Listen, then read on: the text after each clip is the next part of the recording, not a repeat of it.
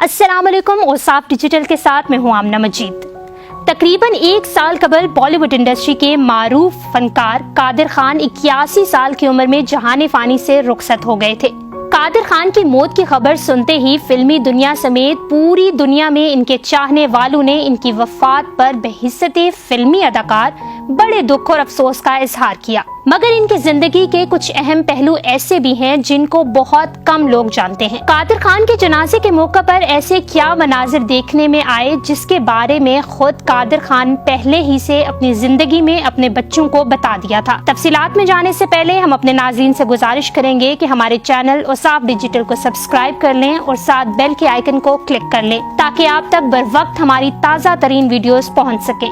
बॉलीवुड में comedy king के नाम से जाने वाले इंडिया के मारूफ अदाकार कादिर खान की मौत की खबर सुनते ही फिल्मी दुनिया समेत पूरी दुनिया में इनके चाहने वालों ने बड़े दुख और अफसोस का इजहार किया।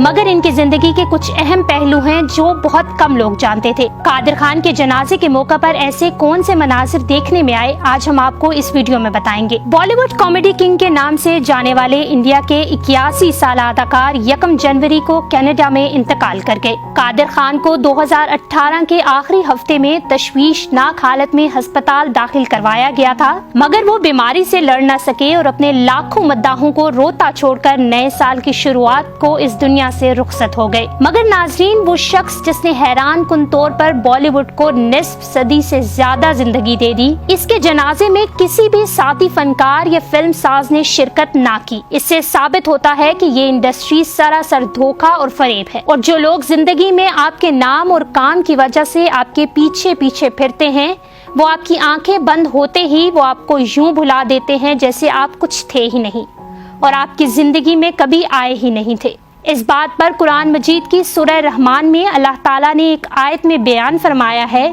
जिसका मफहूम है कि सब कुछ खत्म और फना हो जाएगा और बाकी रहेगा तेरे रब का चेहरा जो बड़ी अजमत वाला और बुजुर्गी वाला है। कादिर खान की मौत पर इनके साथी अदाकारों की बेहिसी देखते हुए इनके बड़े बेटे सरफराज खान फिल्मी दुनिया की बेरुखी से नाराज नजर आते हैं। सरफराज खान ने बताया कि इनके वालिद के इंतकाल के बाद कई फनकारों ने इनको फोन तक करने की जहमत नहीं की।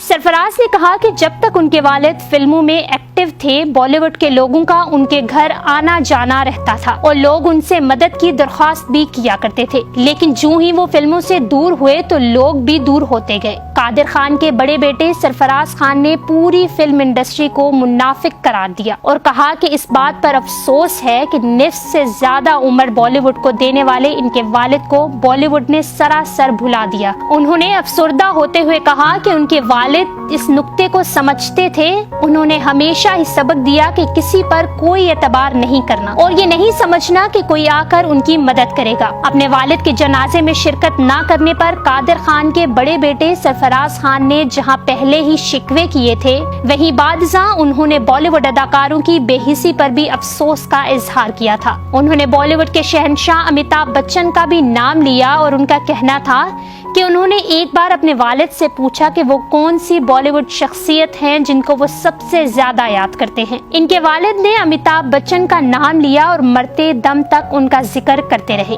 बेटे ने इंतहाई जज्बाती अंदाज में कहा कि वो चाहते थे कि अमिताभ बच्चन तक ये बात पहुँचे कि उनके वालिद मरते दम तक उनकी बेहिसी और मोहब्बत पर बात करते रहे। उनके बेटे ने मारूफ अदाकार गोविंदा की भी बेहिसी पर खुलकर बात की। तफसीलात के मुताबिक सरफराज खान का कहना था कि अगरचा गोविंदा इनके वालिद को ना सिर्फ उस्ताद बल्कि वालिद भी कहते और समझते थे, ताहम उन्होंने एक बार भी फोन नहीं किया और उन्हें कंधा देने के लिए भी हाजिर ना हुए। कादिर खान गोविंदा, अमिताभ बच्चन समेत दीगर बड़े बड़े बॉलीवुड स्टार्स के साथ काम कर चुके हैं और अमिताभ बच्चन की मारूफ फिल्मों के डायलॉग भी लिखे थे और इन्हें फिल्मों की वजह से अमिताभ बच्चन को पहली फिल्मी अवार्ड भी मिला था। इसके बाद उन्होंने मुताद्दिद फिल्मों में एक साथ काम किया, ताहम बाज इख्तलाफात होने की वजह से अमिताभ बच्चन और कादिर खान ने कभी एक साथ काम ना किया। कादिर खान की एक 7 साल पुरानी वीडियो सोशल मीडिया पर आज भी मौजूद है जिसमें वो एक इंटरव्यू के दौरान इख्तलाफात पर बात करते नजर आते हैं।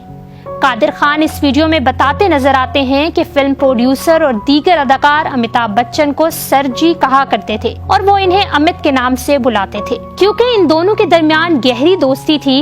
कादिर खान ने बताया कि उन्होंने अमिताभ बच्चन को सर कभी नहीं बुलाया, جس کی وجہ سے انہیں آہستہ آہستہ کام ملنا کم ہو گیا اور حالت یہاں تک آ پہنچی کہ انہوں نے امیتابھ بچن کے ساتھ کی جانے والی فلموں کو ادھورا ہی چھوڑ دیا۔ ناظرین، پھر وہ دن بھی آیا جب 50 سال بالی ووڈ میں گزارنے والا اور بالی ووڈ کامیڈی کنگ کہلانے والا، 100 سے زائد فلموں میں کام کرنے والا اور پیسے شہرت دولت میں کھیلنے والا جب اس دنیا سے رخصت ہوا تو اس کے ارد گرد صرف اس کا خاندان اور اس کے اپنے بیٹے ہی موجود تھے، جبکہ وہ تمام لوگ جو پہلے اس کے آگے پیچھے پھرا کرتے تھے انہوں نے کبھی ان کا حال تک نہ پوچھا۔ یہ عبرت کا سامان نہیں تو کیا ہے؟ اس تمام صورتحال کو دیکھتے ہوئے یہ بات تو سمجھ آتی ہے اللہ تعالیٰ نے قرآن مجید میں اس دنیا کے سامان کو دھوکہ کیوں کہا ہے۔ قادر خان اس نقطے سے بخوبی آشنا تھے، لہٰذا جب انہوں نے شوبز انڈسٹری کا یہ جھوٹ دیکھا تو ان کا دل وہاں سے اجاڑ ہو گیا اور یہیں سے ان کی زندگی کے ایک ایسے پہلو کی شروعات ہوتی ہے جس کے بارے میں بہت کم لوگ جانتے ہیں۔ یہ پہلو فلمی اداکار کے اسلامی مبلغوں کا سفر ہے۔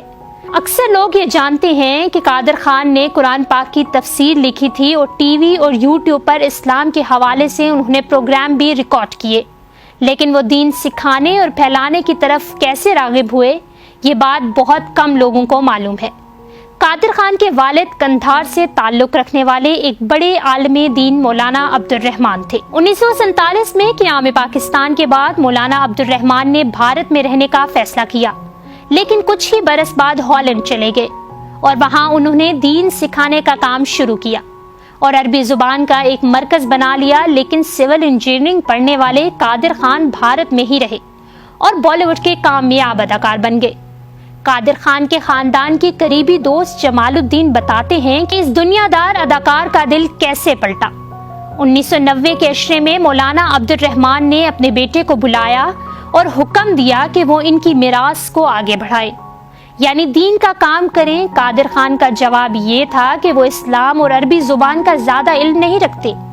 عالم دین باپ نے جواب دیا کہ اگر تم کہانی لکھنے اور مکالمے لکھنے کا فن خود سے سیکھ کر اس نے کمال پیدا کر سکتے ہو تو اسلام، عربی اور اردو سیکھنا کیا مشکل ہے؟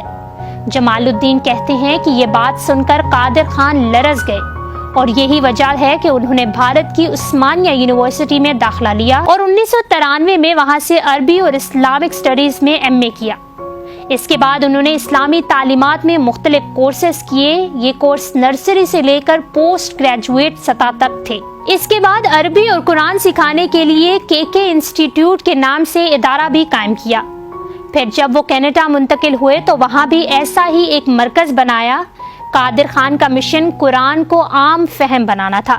ان کے بارے میں کہا جاتا ہے کہ وہ حافظ قرآن بھی تھے، مگر بیماری کے باعث زندگی کے آخری برسوں میں ان کی یادداشت بہت کمزور ہو چکی تھی۔ تاہم 2014 میں قادر خان کے حج کی تصاویر سامنے آئی جہاں وہ ویل چیئر پر بیٹھے تھے، جس میں وہ خاصے علیل دکھائی دے رہے تھے، مگر اس کے باوجود انہوں نے یہ فریضہ حج ادا کیا۔ گویا زندگی کے آخری ایام دیکھیں تو معلوم ہوتا ہے کہ وہ جان چکے تھے کہ پوری فلمی دنیا صرف منافقت اور جھوٹ کا سامان ہے، اور اسی بے حسی کو دیکھتے ہوئے فلمی دنیا کو خیر آباد کہا۔ انہوں نے اپنی زندگی کے آخری ایام میں ہی اپنے بیٹے کو یہ بتا دیا کہ وہ ان کے مرنے کے بعد اس دنیا سے کوئی امید نہ رکھیں، یہ سب منافقت اور جھوٹ کا سودا ہے۔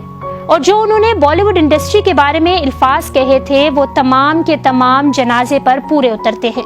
ان کی وفات کے بعد ہماری اللہ تعالیٰ کے حضور یہ دعا ہے کہ ان کی تمام خطائیں اور گناہ معاف فرمائے جائیں، اور وہ جو اللہ تعالیٰ کی راہ میں اسلام کے مشن پر نکل پڑے ہیں، اللہ تعالیٰ ان کی کوشش کو قبول فرمائے۔ ہماری تمام ناظرین سے گزارش ہے کہ قادر خان کی فلمی زندگی سے نہیں بلکہ اسلام کی طرف راغب ہونے کے عمل سے سیکھنے کی کوشش کی جائے۔